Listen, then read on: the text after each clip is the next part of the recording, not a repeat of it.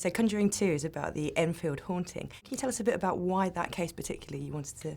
Setting the story in a very different environment with a very different aesthetic look to it really helps to differentiate the first movie from the second movie. And also, philosophically, the way the Warrens are kind of famous for investigating the Amityville haunting, and in a lot of ways, that Amityville haunting mirrors the case of Enfield in that both stories are highly publicized. They had massive media frenzy when they first, hit the public conscious back in the days. And so I just felt the two stories were really cool to sort of tie them together, tell them from the point of view of the Warrens. I mean, you've heard so much of it from the point of view of other perspective, but you've never kind of seen these two stories from the point of view of the Warrens. And so I thought that was a really interesting dynamic to come at it, to approach it from that way. Obviously this is a sequel and we've had Annabelle spin-offs, so Yes. What else might we see in the Conjuring cinematic universe? I think we've sort of planted potential seeds in the first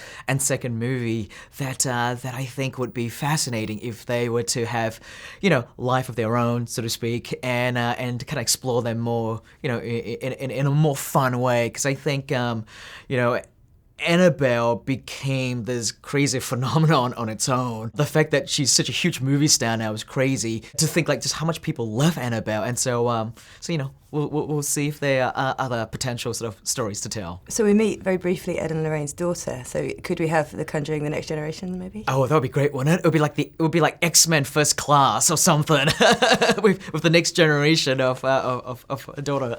I like that. And next you're moving into the DC cinematic universe, which is very exciting. Are we going to find out what Aquaman does about the bathroom situation? You know what? I like that.